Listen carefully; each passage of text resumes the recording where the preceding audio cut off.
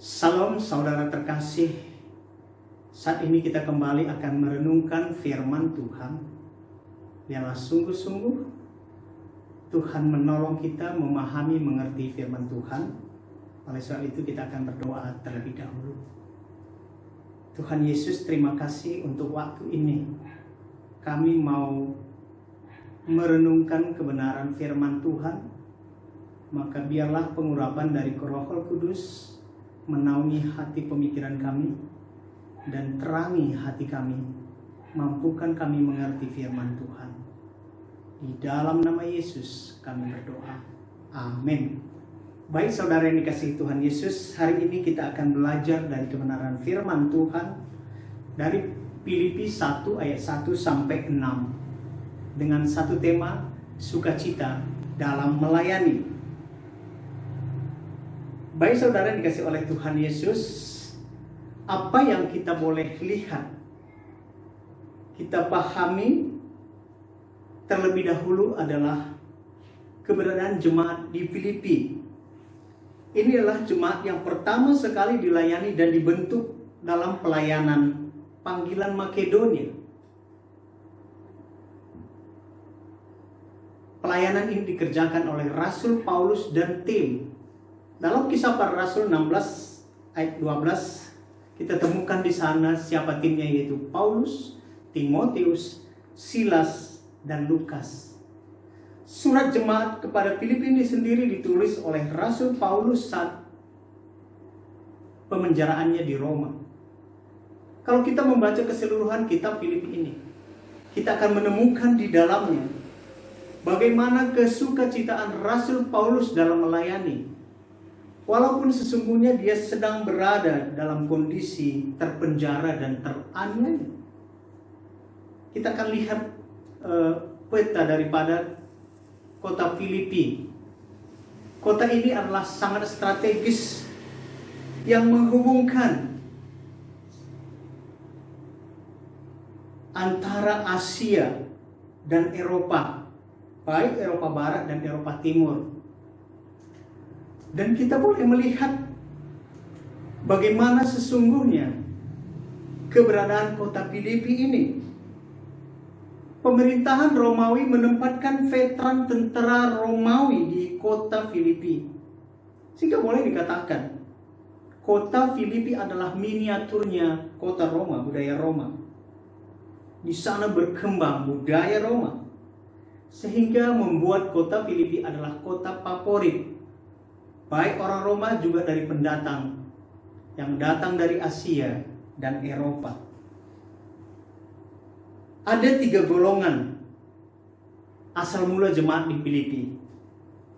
Yang pertama adalah orang non-Yahudi yang memeluk agama Yahudi, yaitu Lydia. Nama Lydia bukan nama orang Yahudi.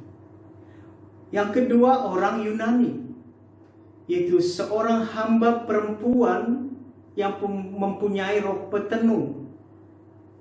Sedangkan orang Yahudi kita tahu bahwa mereka tidak bisa melakukan pertenungan.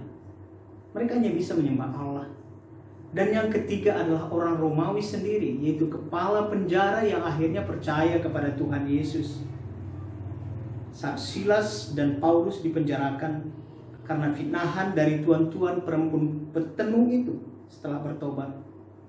Karena perempuan itu tidak lagi melakukan pertenungannya, sehingga tidak menghasilkan uang bagi tuannya. Pengaruh Yahudi hanya sedikit sekali di tengah-tengah jemaat Filipi. Karena memang orang Yahudi sangat sedikit sekali di sana ditemukan. Buktinya, di kota Filipi tidak ada sinagog maksud saya. Hanya ada rumah sembahyang di tepi sungai. Kita bisa lihat di Kisah Para Rasul 16 ayat 13. Ya, saya baca bagi saudara. Pada hari Sabat, kami keluar pintu gerbang kota. Kami menyusuri tepi sungai, dan menemukan tempat sembahyang Yahudi yang kami sudah duga ada di situ.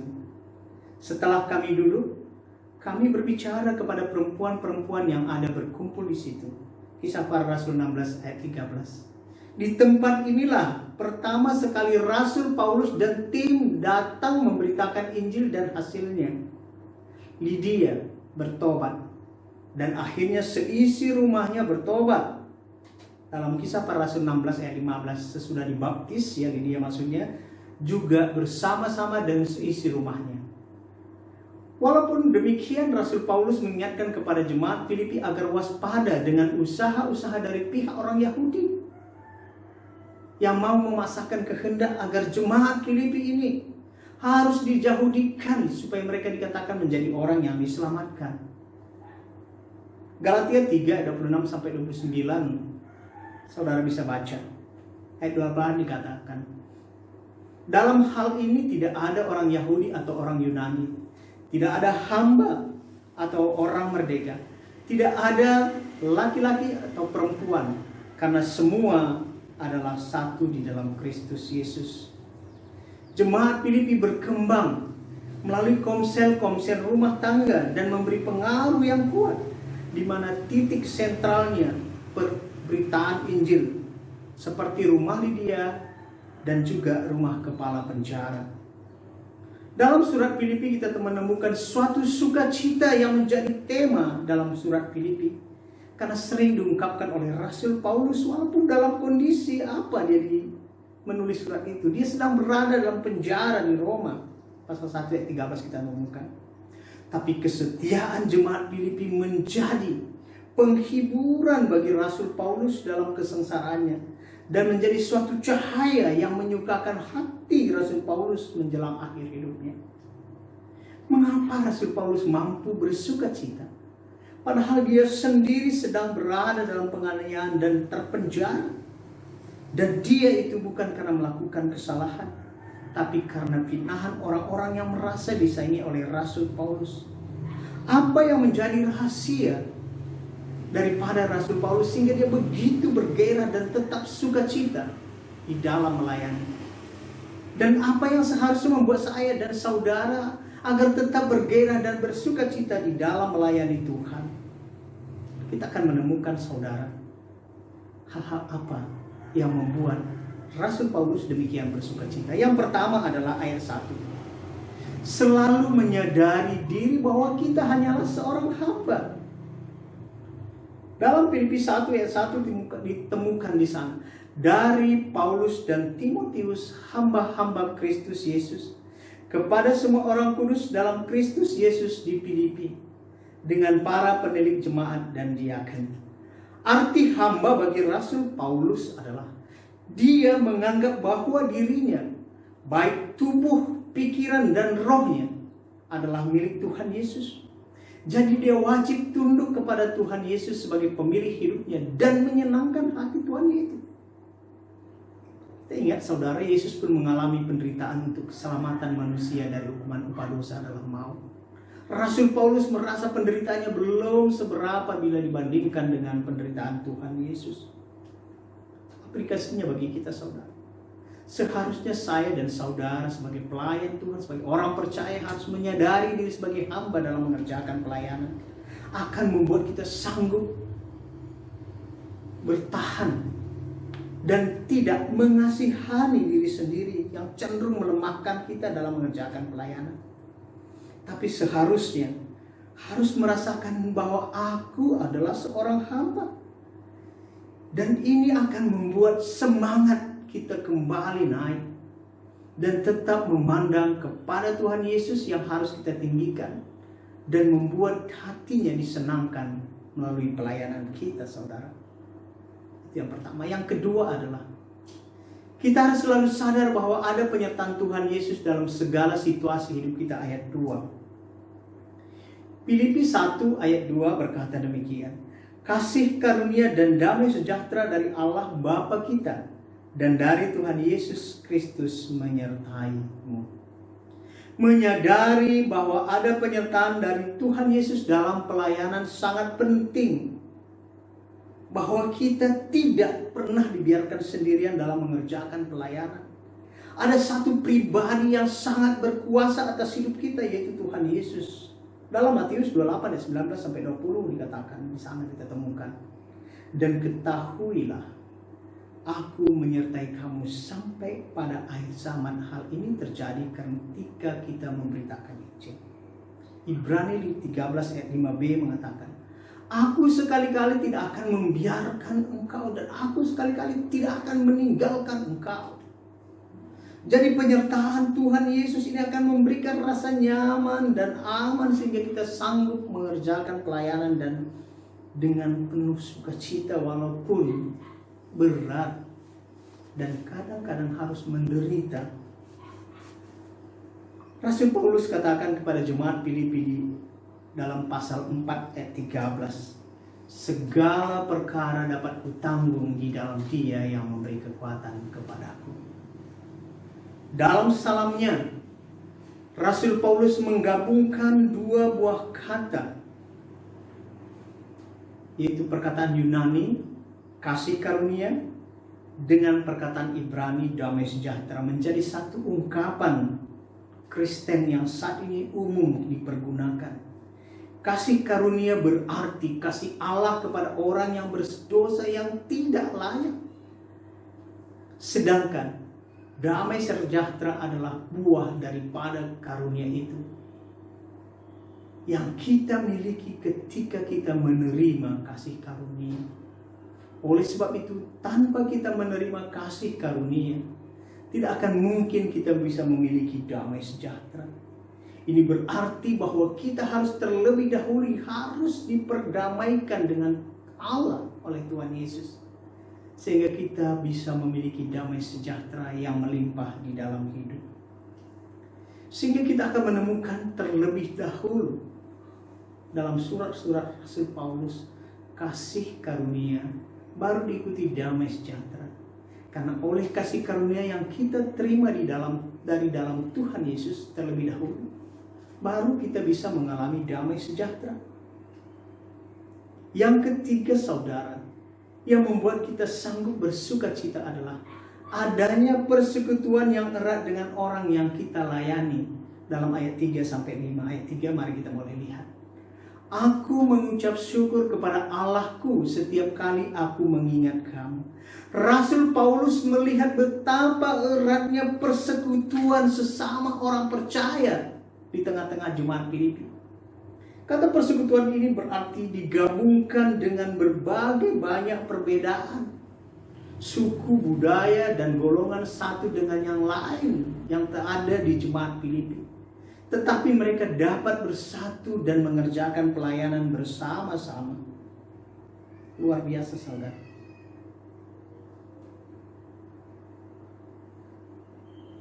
Jemaat Filipi berserta dengan Rasul Paulus merasakan persekutuan ini.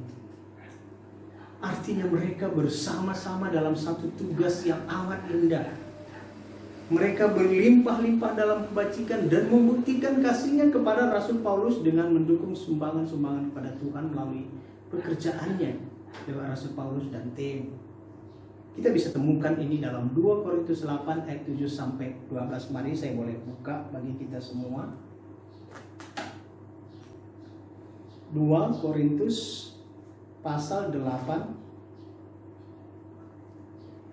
ayat 7-12.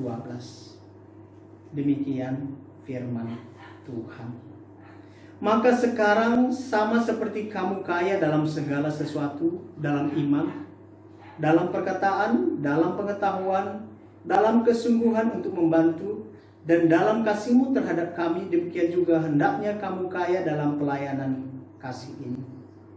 Aku mengatakan ini bukan sebagai perintah, melainkan dengan menunjukkan usaha orang-orang lain untuk membantu. Aku mau memuji keikhlasan kasihmu, karena kamu telah mengenal kasih karunia Tuhan kita Yesus Kristus, bahwa Ia yang oleh karena kamu menjadi miskin sekalipun Ia kaya, supaya kamu menjadi kaya oleh kemiskinannya. Inilah pendapatku tentang hal ini, sesungguhnya berfaedah bagimu. Memang sudah sejak tahun lalu kamu memulai pelaksanakannya dan mengambil keputusan untuk menyelesaikannya, maka sekarang selesaikanlah juga dalam pelaksanaannya. Hendaklah pelaksanaannya sepadan dengan kerelaanmu, dan lakukanlah itu dengan apa yang ada padamu. Sebab jika kamu rela untuk memberi, maka pemberianmu akan diterima. Kalau pemberianmu itu berdasarkan apa yang ada padamu, bukan berdasarkan apa yang tidak ada padamu. Saudara dikasih oleh Tuhan Yesus, dalam hal ini kita wajib belajar dari jemaat Filipi. Kasih kita kepada Tuhan kita nyatakan dalam keikutsertaan, baik secara langsung tidak langsung juga. Misalnya melalui dukungan doa dan motivasi, memberi semangat kepada para pelayan yang boleh memberitakan Injil. Dan juga dalam sokongan persembahan-persembahan yang kita berikan kepada Tuhan untuk kemajuan pelayanan di ladang Tuhan. Saudara yang dikasih oleh Tuhan Yesus. Yang keempat adalah ayat 4 maksud saya. Dan setiap kali aku berdoa untuk kamu semua, aku selalu berdoa dengan sukacita. Ayat 5. Aku mengucap syukur kepada Allahku karena persekutuan dalam berita Injil mulai dari hari pertama sampai sekarang ini. Sukacita Rasul Paulus melihat persekutuan jemaat Filipi di mana iman, kasih, dan pengharapan mereka yang berkembang di tengah-tengah mereka membuat Rasul Paulus merasa dekat hatinya kepada jemaat Filipi. Dia mendoakan jemaat Filipi ayat 3. Dia mengucap syukur karena pertumbuhan iman jemaat Filipi yang stabil sejak awal pertobatan hingga saat surat ini ditulis ayat 4-5. Apa aplikasinya bagi kita? Apa yang membuat kita sekarang bangga atas orang-orang yang pernah kita layani? Dan pernahkah kita mendoakan mereka? Mari evaluasi diri. Masih adakah iman yang bertumbuh? Ya, dengar. Masih adakah iman yang bertumbuh dalam diri kita dalam mengerjakan pelayanan? Adakah kasih yang erat di dalam sesama kita? Atau sudah berubah karena beratnya tekanan hidup? Saudara dikasih oleh Tuhan Yesus, ini yang harus kita boleh hidupi di dalam diri kita sehingga benar-benar nyata bagaimana kita akan diberi kekuatan dan membuat kita semakin yakin bahwa banyak orang-orang yang mendukung kita dalam mengerjakan pelayanan. Dan ini memberi dampak, semangat, dan sukacita ketika kita boleh melayani Tuhan. Yang keempat, menyadari bahwa Tuhan yang Yesus yang memulai pelayanan dan yang akan meneruskannya. Di ayat 6. Filipi 1 ayat 6. Akan hal ini aku yakin sepenuhnya, yaitu Ia yang memulai pekerjaan yang baik di antara kamu akan meneruskannya sampai pada akhirnya pada hari Kristus Yesus. Sukacita Rasul Paulus dalam pelayanannya di tengah-tengah jemaat Filipi adalah keyakinannya bahwa Tuhan Yesus yang memulai pelayanan di Filipi akan terus berkarya mengerjakannya sehingga saatnya nanti Tuhan Yesus kembali datang kedua kali. Dia sadar bahwa dia hanya alat yang dipakai dan digerakkan oleh Tuhan. Hal ini tentu akan memberi semangat bagi dia dalam mengerjakan pelayanan. Kita lihat dalam Matius 28 ayat 19-20, kita temukan di sana janji penyertaan Tuhan kepada semua orang percaya yang sedang mengerjakan pemberitaan Injil. Kita tahu di situ bahwa Yesus berjanji Dia menyertai, dan penyertaan Tuhan Yesus adalah sempurna. Saya akan mengangkat sebuah pujian, dan kalau saudara bisa boleh mengikutinya.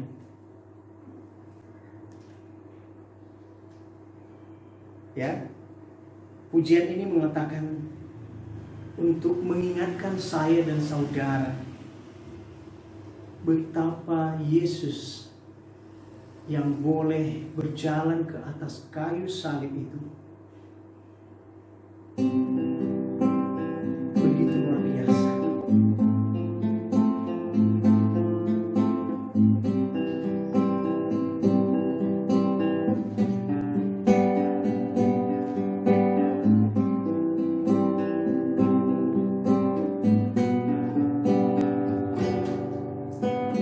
Pernahkah kau coba mengarungi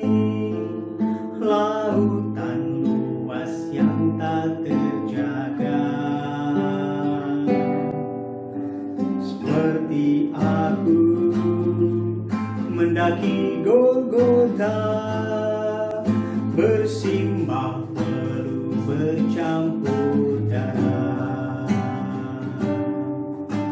Semuanya ku berbuat bagimu, sebab aku sangat mengasihimu. Sekarang ku beri kuasa bagimu, sampaikan berita kasihku. Banyak jiwa dalam kegelapan, berikan terangku padanya. Jangan takut dan janganlah ragu, ku sertamu sampai akhir zaman. Ini ku datang dalam hatimu, ingin ku bertanya kepadamu, apakah kau mengasihiku lebih dari segalanya? Apakah kau mengasihiku lebih dari segalanya? Saudara yang dikasihi oleh Tuhan Yesus, selalu menyadari derita yang dialami oleh Tuhan Yesus untuk keselamatan jiwa saya dan saudara akan memberi dampak penyerahan yang total kepada Tuhan Yesus. Menyadari penyertaan Tuhan Yesus dalam pelayanan memberi semangat yang luar biasa dalam mengerjakan pelayanan, walaupun kadang banyak tekanan yang kita alami. Tapi semuanya akan menghasilkan karya yang indah, itu adanya jiwa-jiwa yang berbalik kepada Tuhan. Sadarilah bahwa saya dan saudara hanya alat di tangan Tuhan. Dia yang memulai pelayanan kita, dan Dia terus akan bekerja. Kalau kita melihat keindahan karya dan kuasa Allah, relakanlah diri kita dipakai Tuhan. Betapa indah dan bahagia menjadi bagian dalam pekerjaan Tuhan, dan itulah sukacita kita sebagai hamba daripada Tuhan Yesus. Kesukacitaan seorang hamba adalah ketika hati tuannya puas dan disenangkan dan mengatakan, marilah kepadaku hamba yang setiawan turut serta dalam kebahagiaan Tuhan. Rasul Paulus melihat bahwa dalam setiap pekerjaan pelayanan yang dia kerjakan, ada campur tangan Tuhan di dalamnya. Bahwa Tuhan Yesus yang mulai pelayanannya akan meneruskannya hingga akhir zaman. Rasul Paulus sadar ini akan memberikan sesuatu yang membuat dia begitu luar biasa, sehingga dengan rela mau memberi diri digerakkan Tuhan. Dan akhirnya dalam pelayanan Rasul Paulus banyak jiwa-jiwa yang berbalik kepada Tuhan dan mengalami pertumbuhan rohani. Sampai sekarang kesaksian Rasul Paulus begitu banyak memberikan inspirasi, bahkan juga apa yang dia nyatakan menjadi dasar-dasar pemberitaan Injil. Saudara yang dikasihi oleh Tuhan Yesus, bagaimana dengan saya dan saudara? Maukah kita meletakkan diri kita di tangan Tuhan? Apakah kita rela mau dipakai Tuhan dengan leluasa? Mungkin ada kalanya Tuhan bertindak menggunakan pahat bagi kita. Mungkin harus dipukul Tuhan untuk mencapai maksud. Ada kalanya seperti pena di tangan Tuhan, Dia pakai untuk menulis sesuatu karya yang indah. Saudara, mari semua kita yang mengaku percaya turutlah serta dalam pelayanan Tuhan, mengerjakannya dengan sungguh-sungguh. Sukacita kita dalam mengerjakan pelayanan bukan terletak kepada banyaknya fasilitas yang disediakan bagi kita dalam mengerjakan pelayanan. Ketika kita menyadari hal ini saudara, dalam mengerjakan pelayanan, walaupun berat dan sulit, bahkan cenderung tidak ada fasilitas pendukung. Ingat apa yang dialami oleh Rasul Paulus. Dia terpenjara, teraniaya ketika memberitakan Injil. Tapi dia tetap sukacita mengerjakannya. Hendaklah kita juga demikian. Mari belajar dan bergairah dengan sukacita dalam mengerjakan pelayanan. Dengan satu, sadarlah bahwa kita hanya seorang hamba dari Tuhan Yesus.